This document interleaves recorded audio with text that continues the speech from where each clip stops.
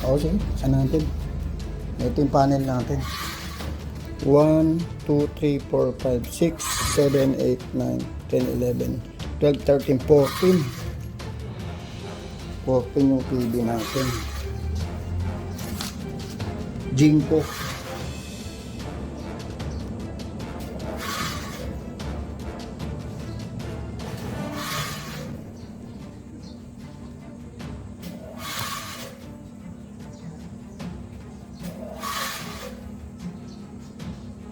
Sa Ugaglawin, ano? Ugaglawin. At QC. nag-install tayo ng ito yung ating TV. 14 pieces, Jinko. 720 watts. Ito yung TV natin. Nadali natin doon. Itataas natin sa rooftop.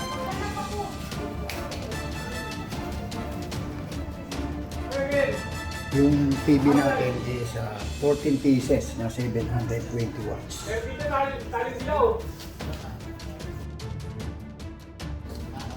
Ito. Series 6 hybrid inverter Solis. 10 kilowatt single phase. 10 kilowatt yung solar inverter natin na Solis hybrid inverter.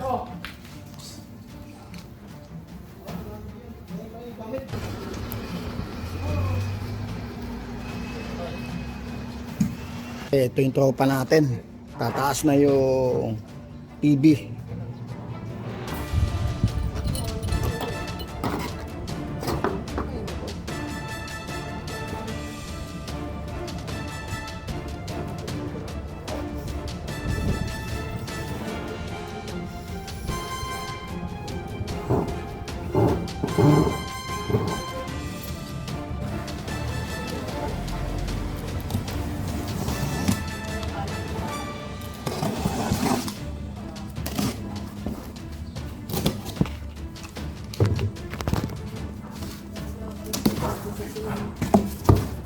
Takip ng treadmill.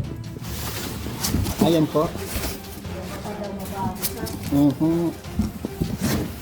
Ay!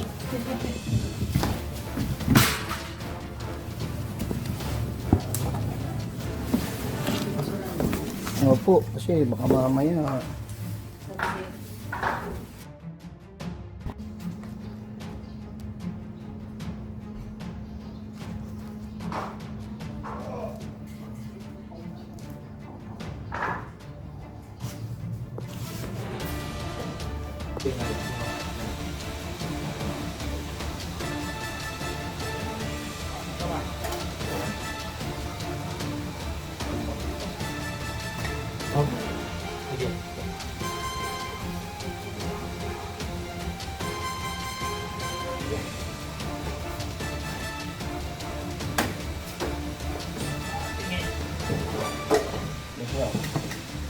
okay na.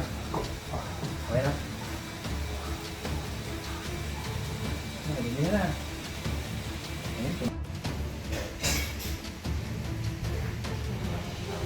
Ganun ba kalayo? Okay, ito na yung ating mga enclosure. Para sa ETS, DC circuit breaker ng battery. Mahaba po lang. Ayaw mo? Lang. Okay yan.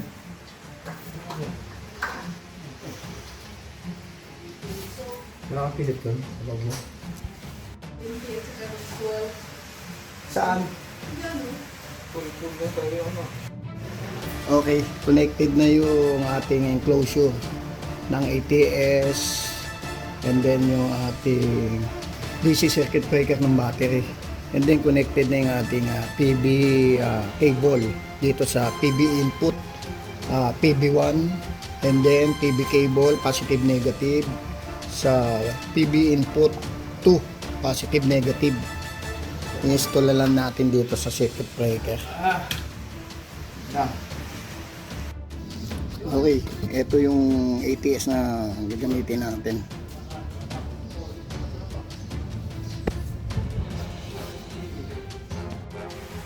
Okay, wawiring na tayo dito.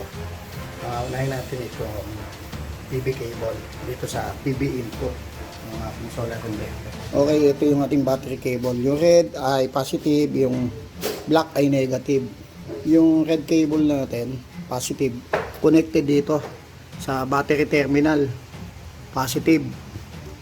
Ito left side, and then yung negative natin, itong black cable ay connected dito sa negative ng battery cable ng battery terminal natin, right side.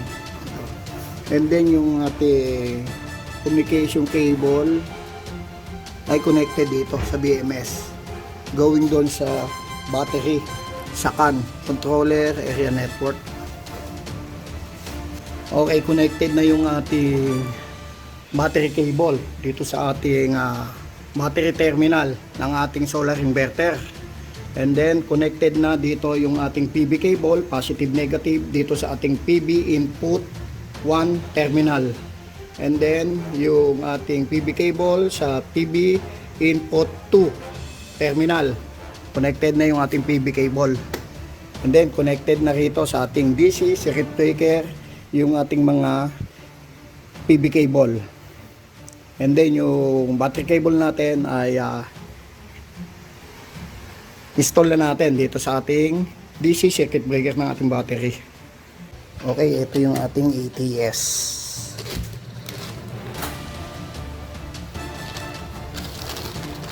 Okay. Sa ATS natin, ang position, ito yung ating emergency power, and then ito yung ating normal power grid, load side. Ito yung kanya enclosure. Okay, ito si JJ, nag-i-install ng electrical box natin.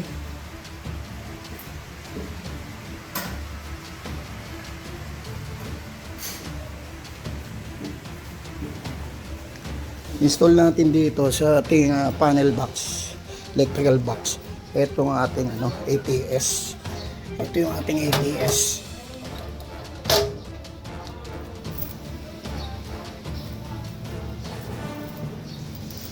Ang ATS natin, ito yung reserve power or standby. Normal power, ito yung ating grid. And then ito yung ating load. Line 1, line 2, line 1, line 2. Okay. Ito po. Load side, load side. Okay, nakamount na yung ating ATS. Ang load nyo po ay 5,700, ma'am. Tapos yung inyo pong harvest ay 6,277. Okay. Dito po tayo kay Doc. Asawa ni Doc si ma'am. Ito po.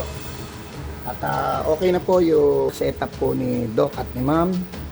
Okay, finish na po yung ating solar setup. From dito sa inverter, sa circuit breaker, battery, and then DC circuit breaker ng ating battery. At ito, yung ating ATS. Yung ATS natin ay heavy duty. Ayan, binili ni Doc sa 1 point. Ngayon, ng ating metro doon sa labas ay merong meter base na merong terminal 1 and 2. Yung terminal 1 and 2 from yun ay line side from sa ating grid, and then yung 3 and 4 ay load side. Yung load side ay 3 and 4 ay connected dito sa ating grid side, interconnected. Yung 3 and 4 load side ng metro ni grid ay connected dito sa normal power, and then yung ating line 1 and line 2 dito sa normal power ay interconnected dito sa grid side. Ito yung ating AC circuit breaker from sa load side ng ating metro, 3 and 4 na terminal. Yung 1 and 2 ay line side, yung 3 and 4 ay load side. and then connected dito, interconnected sila dito. And then ito yung ating AC circuit breaker ng grid side, ito connected dito, and then interconnected yung ating AC circuit breaker from load side ng metro natin, 3 and 4, yung ating terminal 3 and 4. Yan. And then connected doon sa ating ATS. Yung kabilang side natin ay standby power. Ayan. Yung standby power natin, ito yung connected sa ating backup. Ito yung ating backup. From dito sa inverter natin, backup, connected dito sa AC circuit breaker ng backup.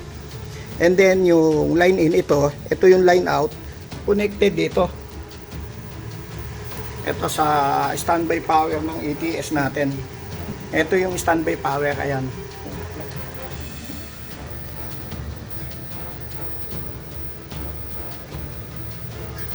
And then itong iba ay load side.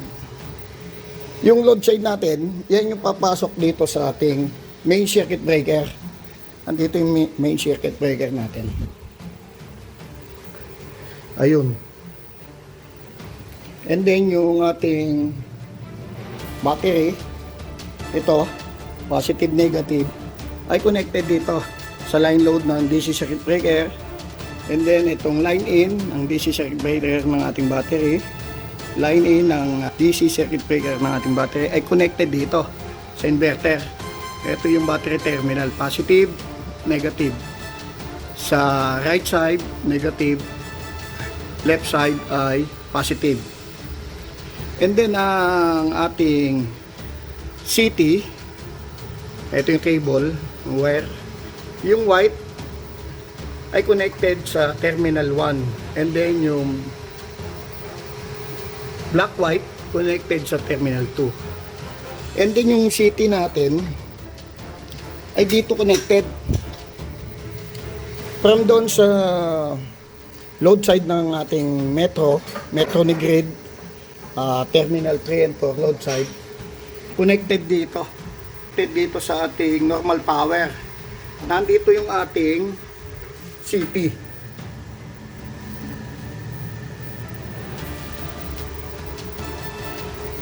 Between ng load side ng metro 3 and 4, and then dito sa ating grid side.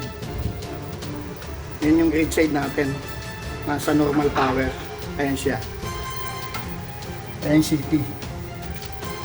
And then itong ating communication cable connected dito sa communication port ng BMS natin. And then dito sa CAN in.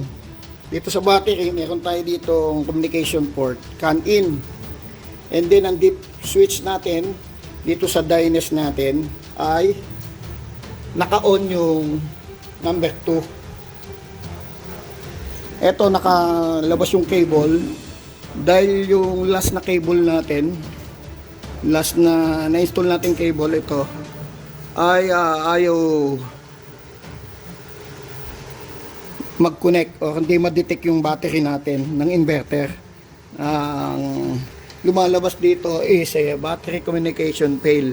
Ngayon ang battery communication natin ay off na yan. Battery communication off.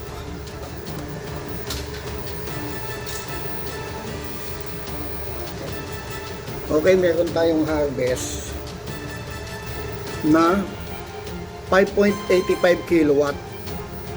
And then, ito yung ating grid. 0. Ang load natin ay 5.14 kilowatt. Sa battery natin ay wala tayong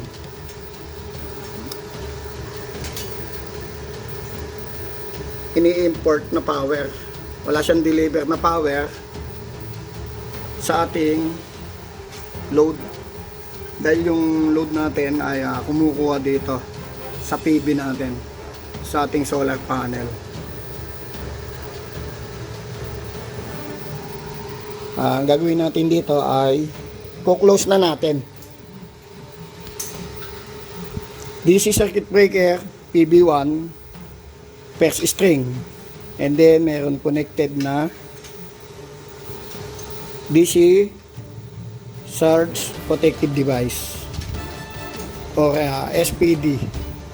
And then DC circuit breaker para sa ating PB2 o second string. First string, second string. PB input 1. Ayan. And then PB input 2. And then ang next natin, AC circuit breaker ng ating backup side. Meron connected na AC SPD. Grid side, AC circuit breaker, meron connected na AC SPD. And then meron tayo ditong AC circuit breaker connected sa ating load side ng ating metro sa terminal 3 and 4. And then ito, yung ating PB cable sa line out or line load ay pumasok dito sa PB input. Ito yung galing sa solar panel natin sa ibabaw. And then itong mga line in ay galing dito. Line in ng backup side, line in ng grid side ay from dito. And then ito yung going doon sa ATS. Ito. Going sa ating ATS sa normal power. Yung ating backup side. Ito yung from dito sa backup side ay going doon sa standby power ng ATS natin.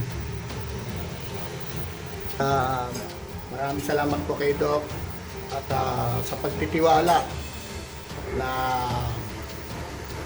nagpa-install sa atin ng solar inverter na 10 kilowatt hybrid on grid Solis